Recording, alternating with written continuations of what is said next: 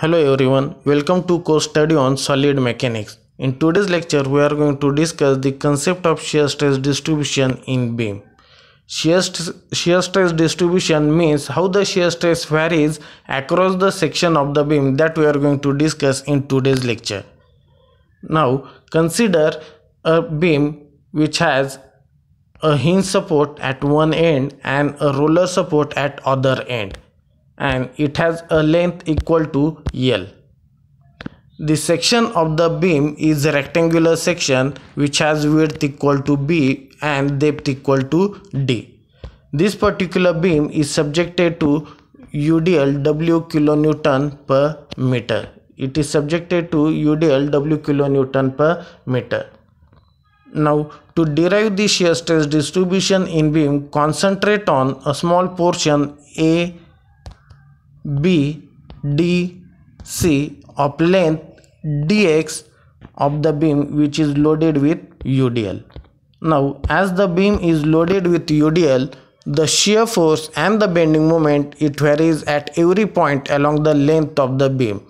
Remember that the effect of the UDL is that the value of shear force and the bending moment varies at each and every point along the section of the beam. Therefore, if I concentrate on section AB, then the bending moment will be M. You can see from the figure also, if I concentrate on section AB, then the bending moment will be M, and if I concentrate on section CD, then the bending moment will be M plus dm. Remember that as the beam is subjected to UDL, the shear force and the bending moment will vary along each and every cross section of the beam, because shear force into perpendicular distance will be the bending moment, or it's a turning effect. And as the value of length changes continuously, then the bending moment will also change across the section of the beam. Therefore, at AB we have the bending moment equal to M, and at CD we have the bending moment equal to M plus dm. This M plus dm is nothing but it's a small increment into the moment when we move from AB section to CD section across the length dx. In the same manner, F is equal to the shear force at AB.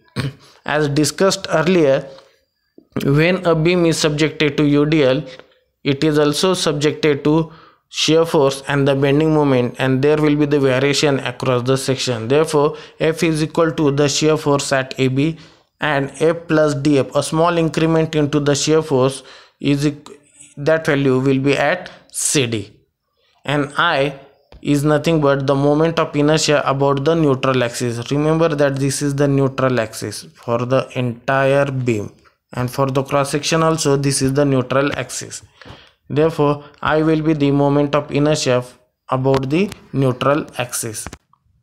Now, to calculate the shear stress distribution in beam, we have to concentrate on a small strip at a distance of y from the neutral axis. Therefore, from this figure you can consider that this is the neutral axis, and for that neutral axis we have to consider a small strip JK. This dark line is nothing but it is a small strip JK which is at a distance of y from the neutral axis. Therefore, sigma will be the bending stress at y from the neutral axis. Therefore, at JK the value of stress will be the sigma, and for this particular strip we have the cross sectional area equal to A. Remember that sigma will be the value of bending stress at y, means it is the value of bending stress at layer JK, and A will be the area of cross sectional of that particular strip. Now, as discussed in earlier lecture also, we have the flexural formula M upon I sigma by y E upon R. Now we are going to concentrate on first two equations only. To derive the shear stress distribution, we will concentrate on these two equations, M upon I sigma by y. Now from this equation we have sigma is equal to M upon I into y on face AB. This, remember that this is the value of shear stress on face AB. when I move to the face CD, I have a small increment into the value of stress, and that small increment is sigma plus d sigma, which is equal to m plus dm upon I into y. This is the value of stress on face CD. As we know, we have the value of sigma, then the force can be calculated by force is equal to bending stress into area. Therefore, the force on AB will be m upon I into y into A, because we have the value of stress for AB is equal to m upon I and area will be A. Therefore, force on AB will be given by m upon I into y into A. In the same manner, we have force on CD equal to m plus dm upon I into y into A. This is the value of sigma. This value is nothing but it is the value of sigma plus d sigma on face CD. This value we have considered to find out the value of force in CD. Therefore, as there will be the two forces acting over AB and at CD, it will produce the unbalanced vertical force on strip. Because one force is greater than the other one, therefore it produces the unbalanced force on the strip, and the value of that unbalanced force can be given by dF is equal to FCD minus FAB. Now we have the value of FCD is equal to m plus dm upon I into y into A minus m upon I into y into A. On solving this particular equation, we have final value of dF equal to dm upon I into y. Remember that this is the value of force on a small strip JK only. We have not found out the value of for entire section. We have found out the value of small force for the small strip only, which is at a distance of y from the neutral axis. Now we have to find out the value of total unbalanced force for the entire section from the neutral axis. This is the value of force for a small strip JK only. We have to find out the value of total unbalanced force for the entire section. Therefore, the total unbalanced force is nothing but it is F is given by integration of integration over the limit of 0 to d by 2, because about the neutral axis we have y is equal to 0 and at the extreme fiber we have y is equal to d by 2, because the depth of the beam is d and its half is d by 2. Therefore, we have the value of limit equal to 0 to d by 2, and equation will become F equal to integration over the limit of 0 to d by 2 dm upon I into ay dy. From this equation we have dm upon I as a constant value. For a given loading condition we have moment and the moment of inertia as a constant one. Therefore, the final equation is integration of 0 integration over the limit of 0 to d by 2 ay.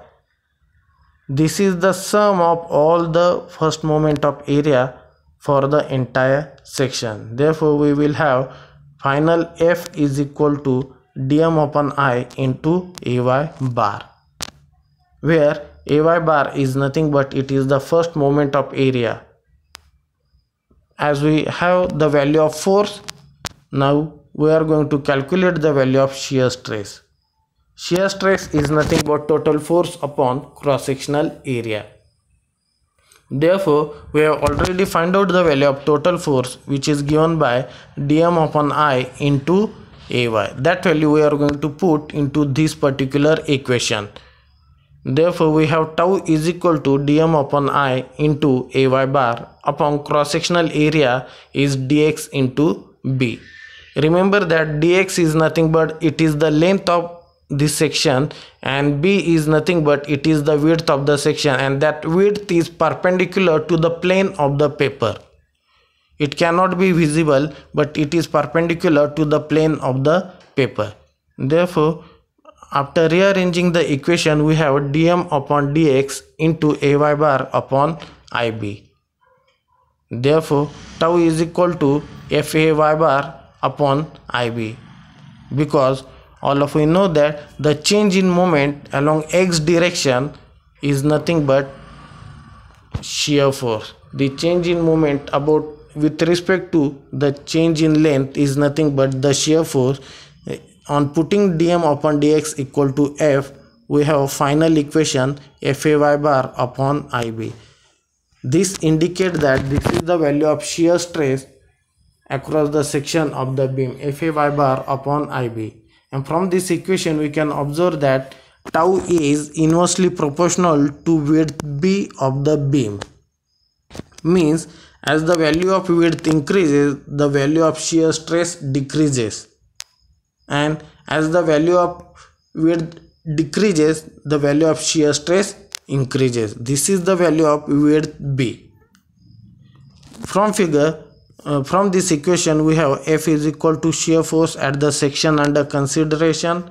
Means it is the shear force value onto the section on which we are going to concentrate. A is nothing but the area above or below the layer under consideration.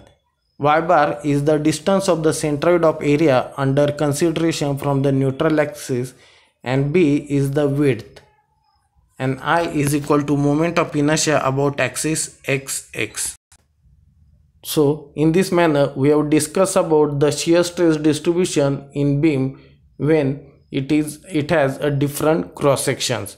Remember that shear stress is inversely proportional to the width of beam, that is, it is inversely proportional to B.